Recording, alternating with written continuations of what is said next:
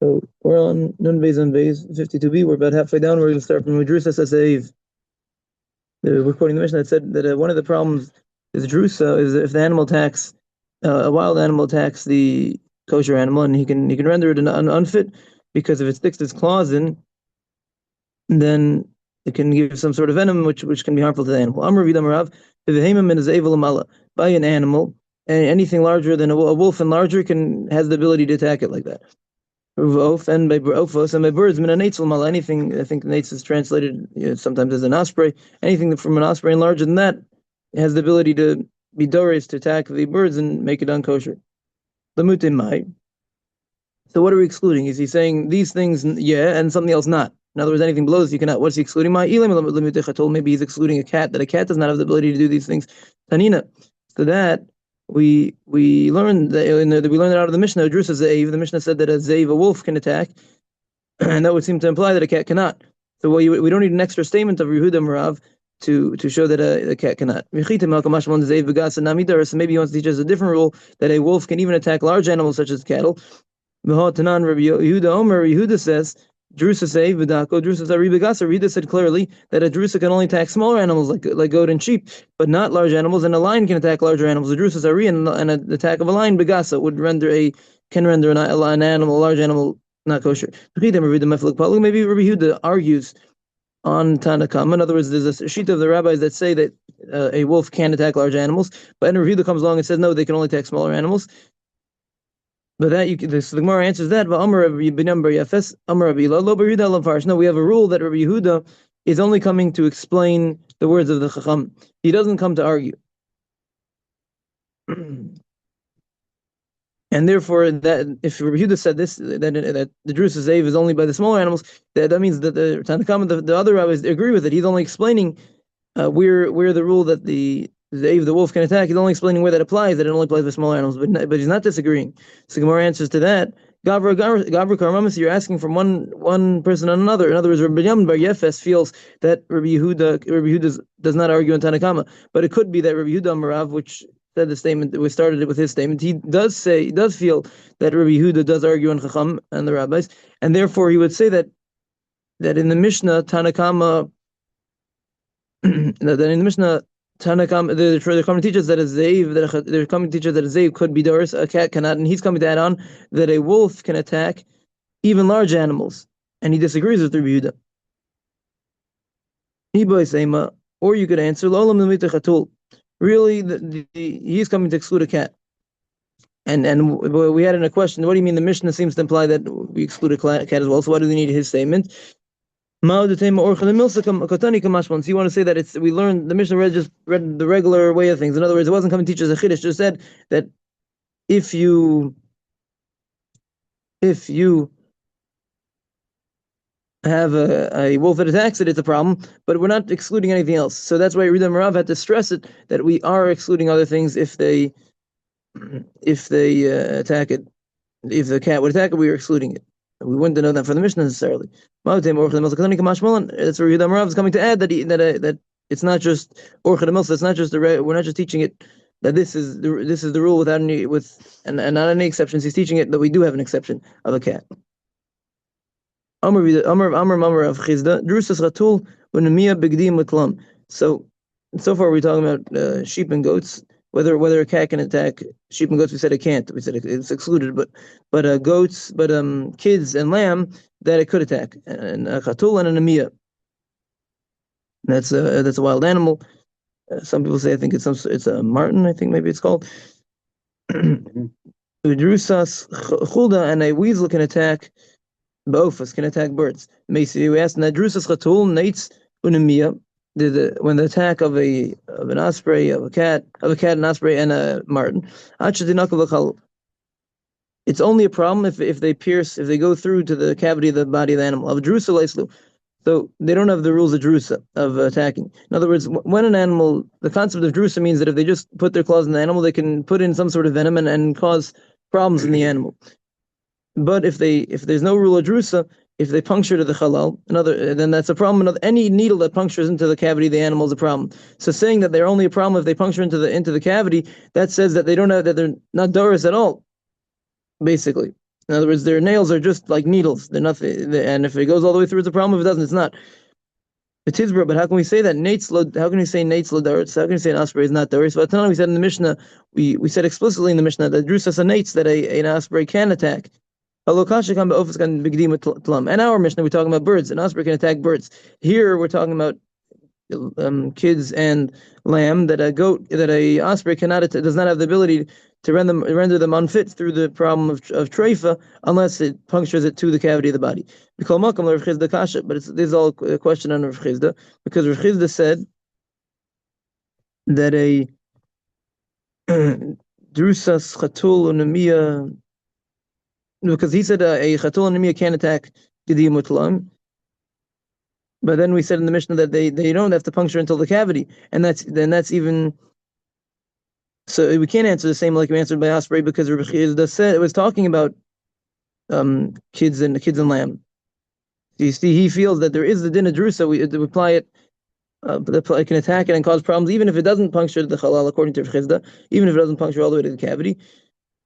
So how do we answer that? Who damar kiyatana desan? He doesn't agree with the regular Tana in our Mishnah. He found a different Tana from a different Mishnaic source to hold like, which said, Amr lo Amr ein drusa el makom shein matzilin. There is no drusa, but that only applies when there's no other animal trying to save it. In other words, when there's nothing trying to save it and it attacks it, it's not going to attack it as harshly, and it's not going to cause it to get sick because of this, just the venom of its claws. Aval makom sheyesh matzilin. But in a place where there are other people trying to save it, or other animals trying to save it, yesh drusa, then it gets much more angrier and it'll attack it much harsher, and that does have a din of drusa, of attacking to render it unfit through its venom alone. With makom shein matzilin, but the Gemara asks makom shein matzilin, when there's no one saving it, ain't drusa. There's no rule of drusa when there's no one else saving it. V'ha. However, we have tarnagolas. We have a case of a chicken, the Habibei Rav Kahana. They brought it to Rav Kahana. Deroat chatul basra, that a cat ran after it, and it went into this place, to this a pen or something like that. And it closed the door in front of it. And he closed the door on it. And it attacked it, and it found 5 blood spots on it from the attack, seemingly, which it would have rendered it a drusa, it would have rendered it unfit. The answer at Saul's Atzmanami Katsal's Acherim Dami. When it's trying to save itself, it was running away, it's trying to save itself, so it's just like other people trying to save it, or other things trying to save it, and that the attacker gets angrier, and then the attack is much harsher, and there it would make it a drusa. But the Rabbanan, they said that it would not render it a drusa. In other words, this is all Rav Chizda feels like this Tana, but the regular Rabbanan, the regular rabbis don't feel that way. So why don't they feel that way if it can attack it? Zira islay v'lo kali zira. No, so it has some sort of venom that can attack it, but it's not such a strong one. It doesn't burn anything. It doesn't spread. It just attacks the spot, and it's not the regular case of venom that we're normally talking about. Ikad Amri. There are those that learn this past paragraph the following way. Hami mani. So Rav Chizda holds that drusas chatul nemiyah, that a cat and a marten can attack a kid and lamb. Then we asked the question from the Mishnah that it seems to say that they don't have drusa. So the answer is that Mishnah is the opinion of Beribi. Desanya Beribi Omer Lo Omer Yesh Drusa. We only said there's drusa el makom sheish matzilin. Al makom shein matzilin ain't drusa. In other words, there's only the rules of drusa only apply when there's someone trying to attack it. But if no one's trying to attack it, there's no rules of drusa. And that Mishnah that said that there's no rule of drusa by the cat, an osprey, and a marten, unless it punctures to the cavity of the body, which basically means there's no drusa. It's just like a regular needle. He's talking about in the case where there's no one trying to save it. When there's no one trying to save it, there are no rules of drusa. U'malkam shein matzilin ein drusa. The Gemara asks, is that true that there's no rules of drusa when there's no one trying to save it? There was a chicken, just like we had earlier, the same case as earlier. It came to Rav Kana, and there was a cat that ran after it. He ran into this place, and it closed the door behind it. And they closed the door on it. And then they found 5 blood spots on it. as a sign that it injected something and rendered it a drusa. We answer when it's trying to save itself, it also is as if someone else is trying to save it, and it angers the attacker. And in such a case, the rules of drusa do apply. Rav Kahana asked Rav, Yesh drus lachatul o ein drus lachatul. So earlier we saw that there was discussion whether there is drusa for a cat and to what there is and what it has the ability to be durs. So he asked him this question: is there drusa to a chatul, to a cat, or not? Yesh drus lachatul o ein drus lachatul. Amar le af lachul yesh drusa. He said even for a chulda, which most people translate as a weasel, yesh drusa. There is the din of drusa. And he asked him, Yesh drus lachulda o ein drus lachulda. Is there the ability? Does the weasel have the ability to attack it, or does it not? Amar le af lachatul ein drusa. He said even a cat doesn't have the ability to attack it. Lachatul. So that's basically the opposite of what we just said. It seems a little interesting. Lachatul lachulda. And then the next question is lachatul lachulda, a cat and a weasel. Yesh lam drusa. Does the rule of drusa apply to them? Or ein lam drusa, or do they not apply? That was the way he asked it the third time. Amar le lachatul yesh drusa lachulda ein drusa. The cat does have. The weasel does not have. So what does this mean? He gave basically three different answers to the same question. Either they both don't have, they both do have, one has, one doesn't. Why do we resolve this? Below kasha, the Gemara says no, it's not a question. It's not a question. When did he say that even a weasel has the ability to be dars? Yesh drusa ba'ofas. That's talking about birds, that they can both attack birds. When he said even a cat that can't be dars, in other words, none of them can be dars. We were talking about large ewes. When a cat has the ability to attack and the weasel does not, that's talking about kids and lambs. Rashi asked, so till now we're talking about the osprey, that the osprey does have the ability to attack and render a drusa. What about other birds? Yesh lam drusa, ein lam drusa. Do they have the ability or not?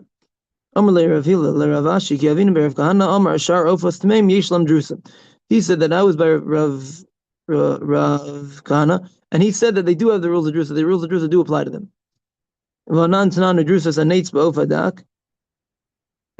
But he said we learned in the Mishnah that a nates and osprey can attack small birds, but we don't mention anything else. So it seems to imply that other things do not have the ability to be duris. So the Gemara answers, drusas and nates b'dichavase. No, a nates and osprey can attack things similar to it. And the other ones, they could attack things smaller than it. So our Mishnah was telling us that the nates and osprey can attack things similar to it.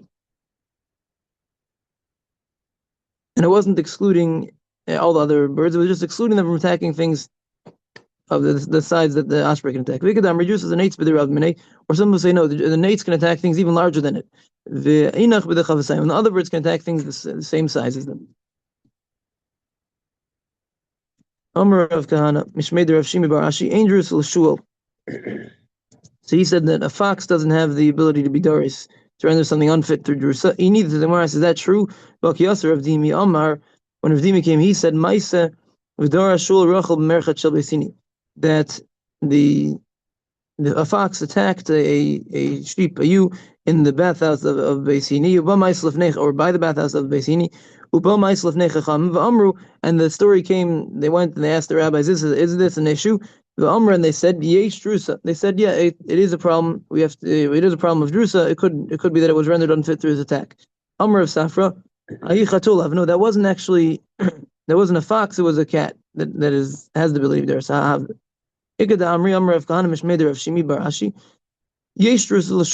there are those that say it differently.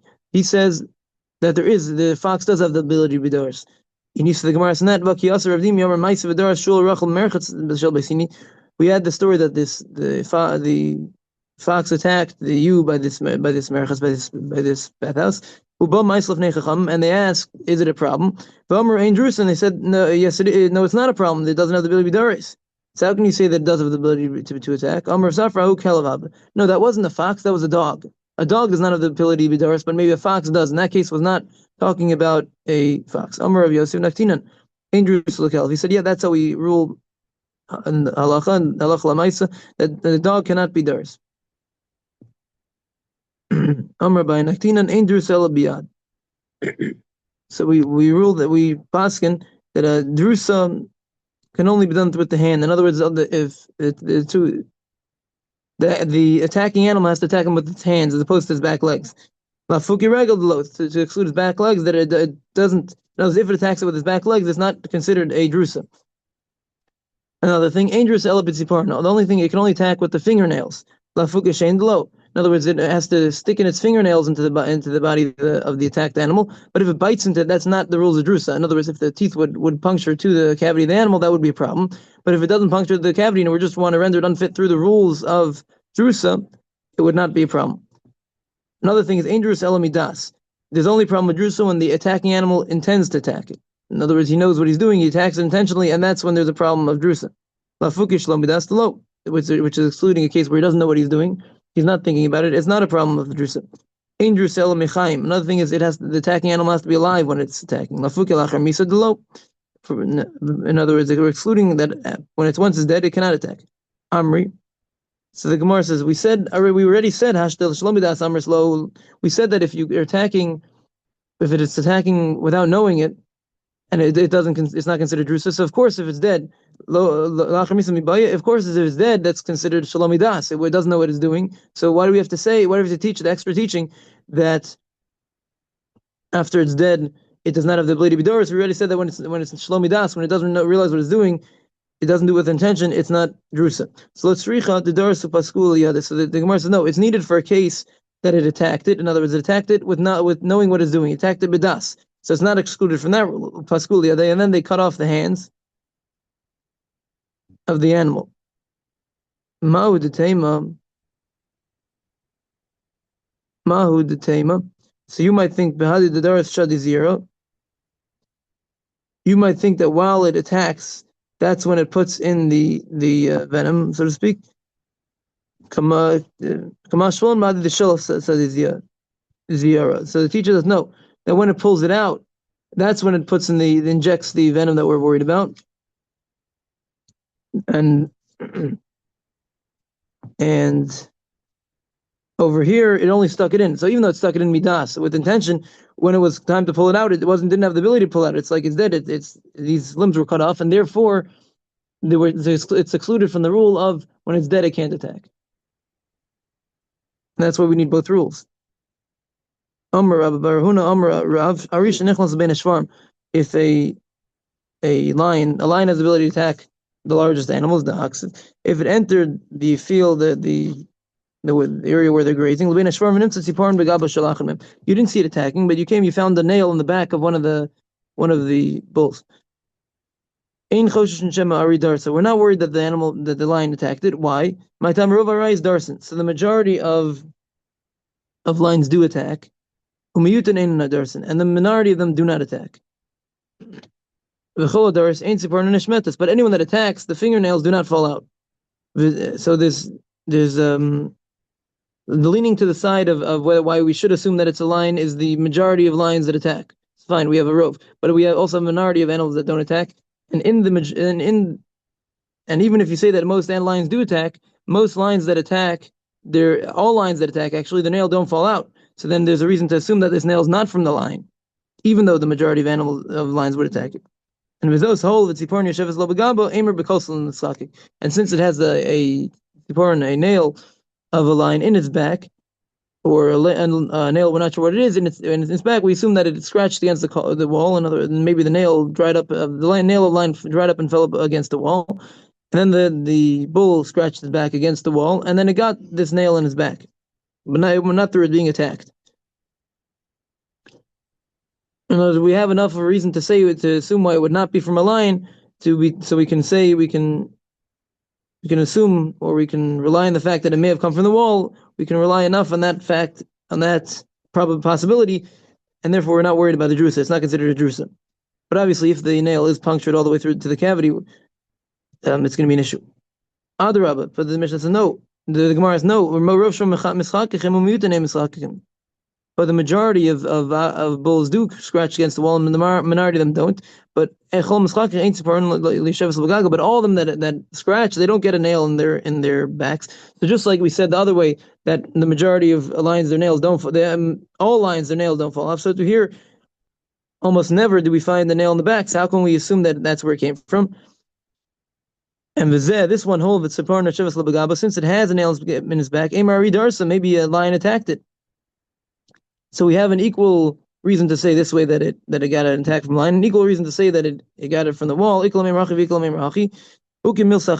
assume we leave it on its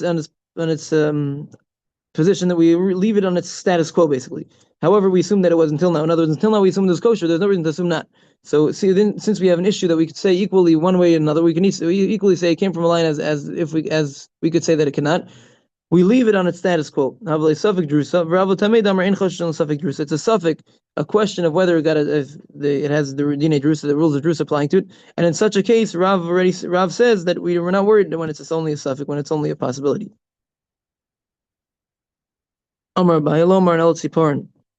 So this rule that we said that we can assume that it did not come from an attack of a lion is only when you found an actual nail there, because it's very unlikely that the nail came out of the lion's hand. But if you found a place, an area like a cut in the animal in the bull, where the nail would have rested choshen, then we are worried, because over there you see the nail did not fall off; it's still attached to the lion. The lion could have attacked it like that. And even a fingernail. When did we say it's? We can assume that it's not an issue. We just leave it on its status quo. That's when it's still moist. But if it's dry, then it's possible that it did fall out even when the line's attacking it. And then we don't have a equal possibility to say that it did not fall out, because it's much more mistaber. It seems much more likely that it would have fallen out of the lion's hand, and we assume that it did get attacked, and it does have during Dina Drusa. And even when it's moist. Elachada, we all said when it's one. Avol tartiut last, but when there's two or three, chashina, that we are worried. That's provided that it's in the row of the finger. In other words, they're all set up in a way. In other words, you find two or three fingers set up in line as if it was a claw. In other words, three right next to each other, exactly as it would be if they were attacked. So there we can there we're not told. We assume that it came from the line, and there is a problem with drusa. So we just said in this case of when there's equal possibility to say that it came from the line, equal possibility it came from scratching against the wall. Rav said it's not a problem. We leave it on the status quo, that it's okay, because he feels that any suffix in drusa, we assume that it's not a problem. Now we're going to see whether everyone agrees with that. Rav, we just said earlier that he holds when there's a possibility that it was doris, but it's not 100%, then we're not worried about it. We don't assume that it's a drusa. But Shmuel says we are choshesh, even if it's only a possibility. We're worried and we're concerned. We have to be concerned that it's an actual drusa, and we have to check the dine drusa. The rules of drusa do apply to it. The kula alma suffix all suffix loel. So now we're going to give some examples of possibilities of suffix when it's not a definite attack, and how we go about it. The kula alma suffix all suffix loel. If you have an enclosure with the animals inside, and it's a question whether the attacker actually went in. We don't know if it went in or not. Ema loal, so we assume it didn't go in. Oh, but let's say we know an animal went into the enclosure with an attacker went into the area with the animal. Suffix kalba, suffix shuna. We don't know if it's a dog or a cat which does attack it. Ema kalba, so we assume that it's a dog. Oh, if it went in. If it went in chasik, v'esav b'nau, and it's quiet and sitting there, then we assume that there's peace, that no one's attacking each other. And even if it attacked one of them and it cut off its head, then still we assume we're not worried about the rest of them. No, this one it killed, but the other ones we're not worried about. Rigs that we say that it got all what it needed to get out, it got its energy out, and now it's calmed down. If it's making noise and they're making noise, basically this is the lashon for the word for the attacker's sound. In other words, the sound of every animal has another way of talking. In other words, by a lion we say tza'akas, the tzoek in Hebrew it's tzoek, the lion screaming, and every animal has their own every animal has their own way of screaming. It says nohem by a lion, and it says goa by a shor. By a lion, it's the word. The Hebrew word is nohem, and then everyone has their own word that refers to it making animal noises, basically. So the attacker is making noise, and they're also making noise. Everyone's making their noises. No, so they were not worried that it's attacking. They're just scaring each other. They're just making noise, but they're not actually doing anything. Keeply, when they argue. So all these cases, both Rav and Shmuel agree that we assume that it's not a problem. All those cases we just mentioned. When do they argue when they say that a possibility of a drusa is considered a drusa, is a problem of a drusa? When the attacker is quiet and the other ones are making noise. Marsav or Maisakov. So the Shmuel, who said there is an issue, we are concerned. He says, no, why is he quiet? Because he's doing something. No, he's not doing anything, but the other animals are scared, that's why they're making noise. And therefore we are not concerned. It's just that it's scared and they're not worried that they actually did something. Omar Meimar. Meimar said, so we have a machlokas, we have a disagreement. What do we rule? We are worried about Safek Drusa. If it's a Safek, we are worried. Omar Leivashla Meimar, Haidi Rav Mai. So what are you going to do? What are you going to do about Rav? Rav said we are not concerned. So how can you ignore it? Amar lo shmi ali. He said I didn't hear about it. When he said I didn't hear it, did he actually not hear it? The Gemara says no. Kolomar lo severely. He said I didn't hear about it, but he really meant he's like I don't agree with it. But he didn't want to say I don't agree with that outright. So he just said I didn't hear about it. Or viba sema, or you can say Hadar be Rav l'gabe Shmuel. Maybe Rav retracted his statement, and now he feels like Shmuel. Everyone agrees that now. Everyone agrees now that we are concerned when it's only a possibility, and that's talking about the case we just mentioned. When one of them is quiet and the rest of them are making noise, everyone would agree over there that it's an issue, and we're concerned that there is a drusa. And how do we know? How would we prove that Rav did retract? There was sarkava the suffix drusas. There was a container of suffix of possible drusas. There's a container of a bunch of birds that were suffix, that were possible drusas, possibly attacked. Thus, look, Rav, and it came in front of Rav. Shadrunu l'kamei de Shmuel, and he sent them to Shmuel. And what did Shmuel do? He his ruling that he feels that it's a suffix is a problem, a possibility is a problem. Chankinu, he killed them. V'shadinu b'nar, and he threw them in the river. So no one should use them because they were not kosher. And if you feel that Rav did not retract from l'shrinu, then he should have permitted him. He should permit it. So why did he not permit it? Why did he send it to Shmuel? So it must be that he retracted from a statement, therefore he did not permit it. He just sent them to ask Shmuel, and Shmuel rendered them not kosher because of their possible drusa. But the question is, if Rav actually retracted and now he feels that it's a problem, he should just himself say that it's prohibited. Why do you have to send it to Shmuel? So that's not a we don't have a proof that Rav retracted. You could just say this is the place of Shmuel. He was in the Shmuel's place, and we have a rule that whichever place, if the rabbi of that place is in charge, and we go by his ruling. And since it was in Shmuel's place, even though he disagreed, he sent them to Shmuel to ask Shmuel. So really, he holds that it's a problem, but he can't rule. He doesn't have the ability to rule. To give rulings in Shmuel's city, therefore he just sent them to Shmuel. So he asked, why did Shmuel have to choke them? Just throw them in the river like as they are. So if he throws them in the river alive, they're going to fly away, and other people might use them. They're going to fly away. Keep them for 12 months. We have a concept that if you keep them for 12 months, that shows that the attack didn't do anything to them and they're still good. They might come to in other words, they might come to a takala, they might come to mess up, and you'll keep them around, and they're going to forget that it's a drusa. They're going to get mixed up with others, whether it's a drusa or not, and someone might come to eat it, which is a problem because they might be non-kosher. Let them sell it to non-Jews when they're allowed to eat it. They might come to sell it, they'll sell it to non-Jews, and non-Jews will sell it back to the Jews, which are not allowed to eat it. So let them choke it and throw it in the garbage. Why do you have to throw it in the river? So the Gemara says, okay, if you want to throw it in the garbage, let him at least throw it to the dogs. Then there's no call club. Why the garbage? Milsa, and he didn't do that. So why did he throw it in the river? Milsa, he wanted to be mefarsen to publicize that they're prohibited. So therefore, he put them in the river, a place where everyone can see it flowing in the river, and everyone is going to wonder why are they flowing over there? What's going on? Why are all these dead birds floating there? And they'll ask, and they'll say, "Oh, this is because they were all a Safek Drusa, and there were a possibility, a question of a Drusa, and Shmuel and the Safek Drusa is usher, it's prohibited, it's not kosher," and they'll know that rule.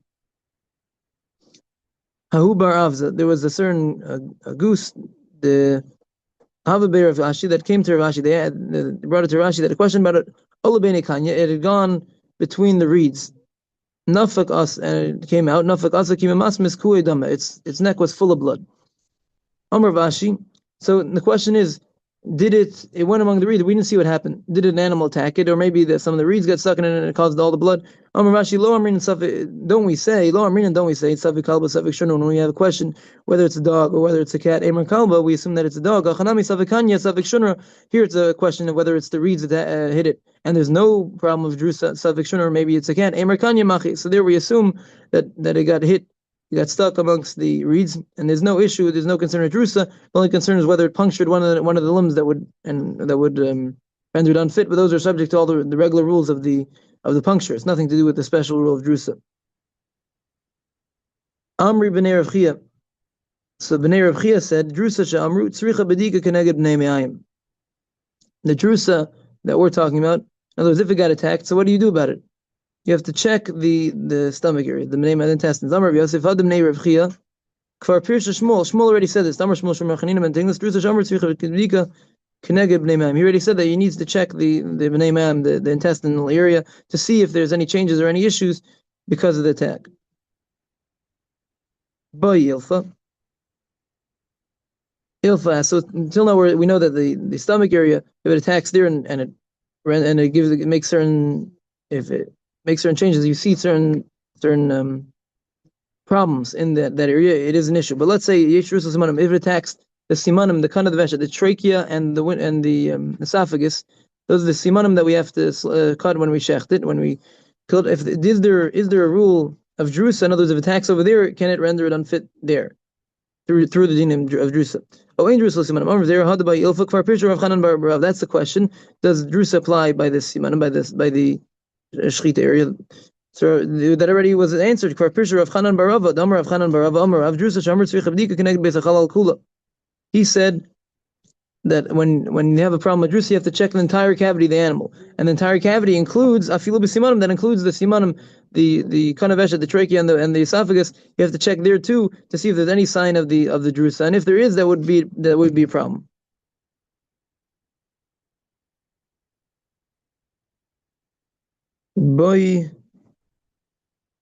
Ilfa simanim shenadaldu. So once we're talking about the simanim and we quoted ilfa, this doesn't have to do with the rules of drusa. It's a separate question on the simanim, the two tubes, the kanavesha, the trachea and the windpipe, the trachea and the esophagus that you have to cut. Simanim shenadaldu. Let's say they got pulled out from their source, from where they're attached, and they're hanging. Bekama. So how much would render we know that's a problem. So at some point, so how much of it has to be pulled out to be a problem? It's a regular question of trephus. Amar Zera had by Hilfa for Pirsha. That we already answered. For Pirsha, Rabbi Barachan, Amar Barachan, Amar Shmuel.